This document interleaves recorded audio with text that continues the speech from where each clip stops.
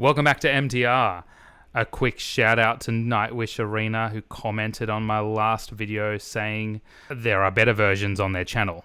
I had a massive issue with it cutting off at the end last time. If you want to support them, go in. But I'm not going to thank you yet, because I don't know. Maybe it's bad. but you know what? A few others have actually commented saying as well. So I'm sure it's working well for you. Let me just check out Dark Chest of Wonders quickly. I love it. Okay. Yeah, there's heaps there. Looking much better. Much better. Thank you, yes. So that's all in a playlist there. If you don't know about it, go check it out. I Wish I Had an Angel. I've heard the beginning of this several times from the album once, because it comes up on my playlist as suggested in the car. And I keep having to skip it because I wanted to do it for the first time on this channel. So I'm only very familiar with the first opening lines, and then I don't know the rest. So I always want to be transparent about that, because some people want to come here going, is it a first time listening or is it not? It's always a first time listening unless I say so. You know this one? This is one of their biggest ones, isn't it? And this is Taria.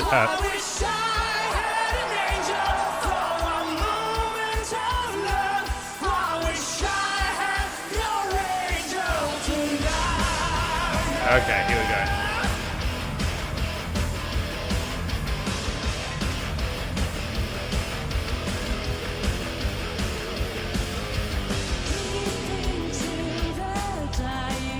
Oh.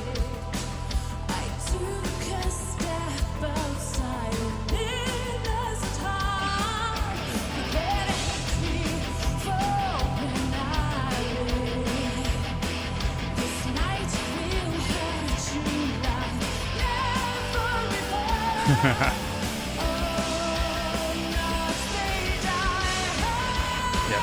Oh, I actually have heard some of this already.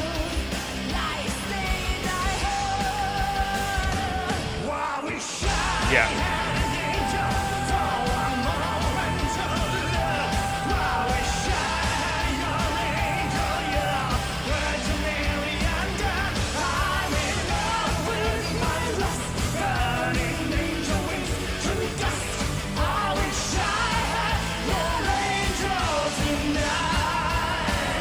Yeah, I lie. I must have had it on for some time.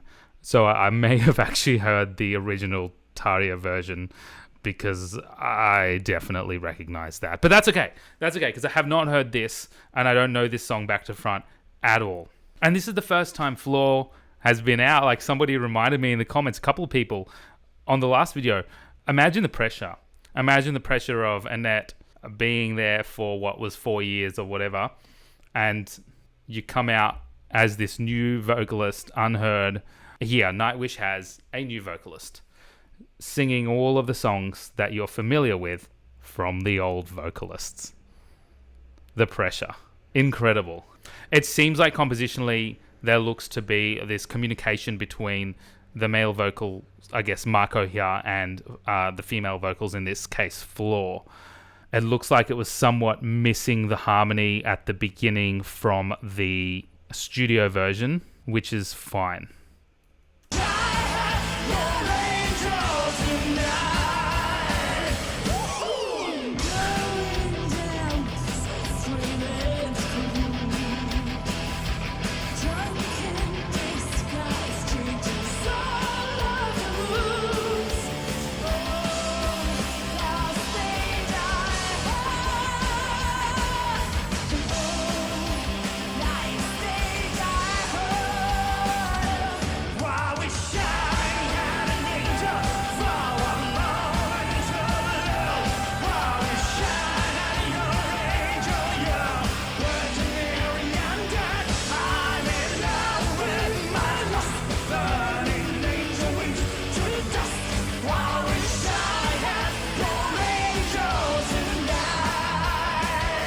It's so interesting because compositionally, you could have just easily had Marco doing that melody straight after Floor in this respect.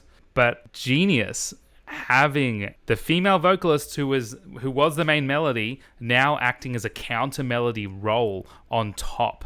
which fills this out so much more. And structurally as well, we're really looking at a very, very simple, for now, but I've still got a couple of minutes left, a very simple verse, pre-chorus, chorus kind of structure here, which is just, it's just so catchy and very pop.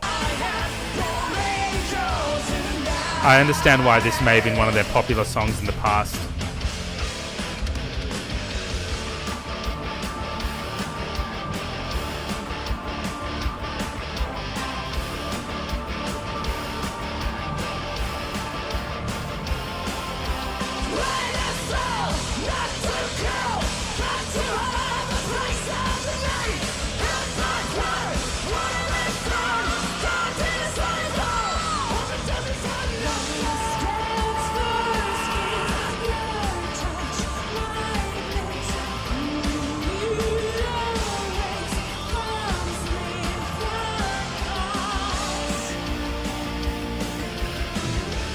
Okay.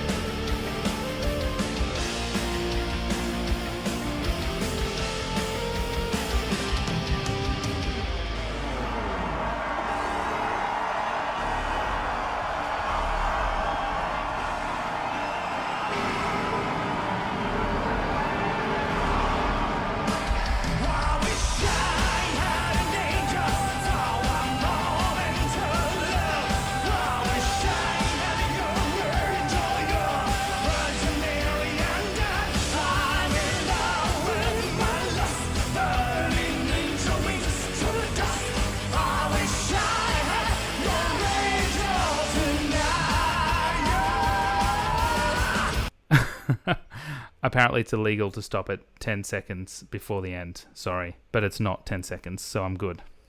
There's just a lot to talk about because you had that kind of bridge section there, which we'll go back to explore with some harmonic changes in a moment. But really tying this all together at the end of that was this keyboard solo from Thomas, which was basically that pre-chorus section. Let me look at the lyrics. I'll look at it later, but I'm going to come back to that. Let's end this off.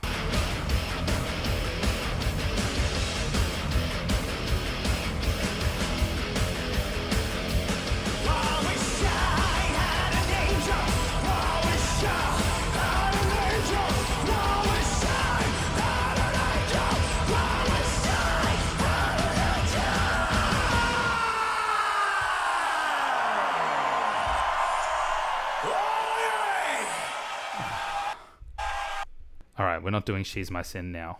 Let's go back. Firstly, what's this about? I wish I had... Help me out, I'm really lyrically inept here. But it's very interesting that Marco plays such a big role in this with his somewhat even distorted, harsh vocal tone. It's no mistake, in my opinion, that this is because we are associating angels with a more clear, higher, angelic pitches. When Marco comes in with that chorus,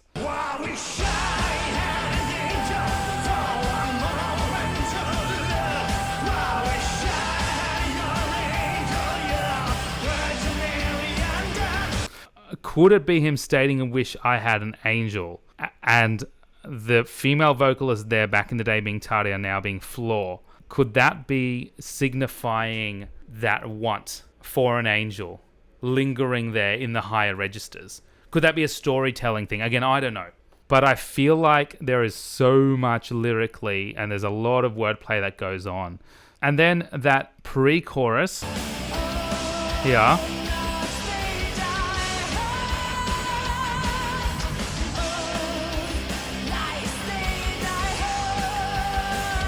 Let's hear Thomas sneak that in after that bridge. There it is. With a little improvisation. And that signifies us that we're being brought back. Even comparing to Dark Chest of Wonders, where there were so many different sections, and of course that chorus. But this is so structured with your introduction, your verse, your pre-chorus, your chorus, verse, pre-chorus, chorus, bridge, that there are hints that this chorus is coming back through that keyboard solo.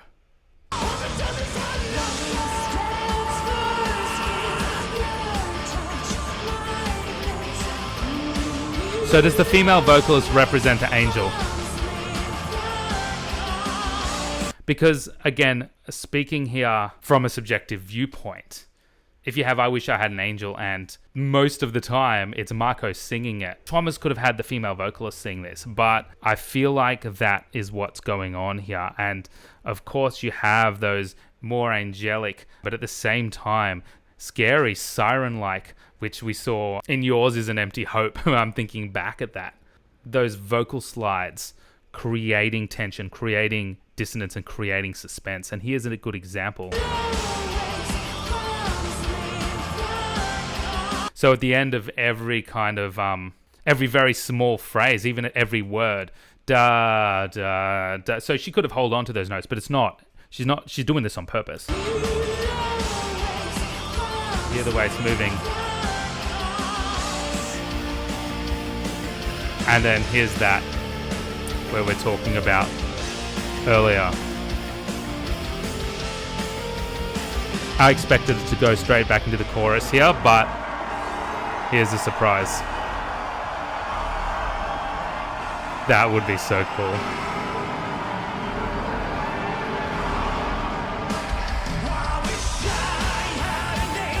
So it's great that that anticipation is there for a reason, because Thomas has played that very familiar by now pre-chorus with the lyric, "Old loves they die hard, old lies they die harder."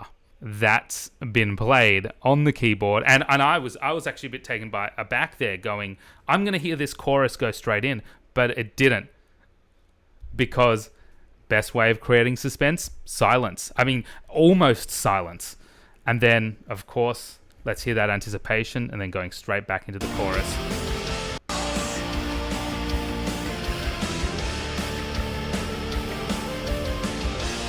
I just thought that it would go straight in. But this, the energy here would have been amazing. Does it go in the actual studio version? I don't know.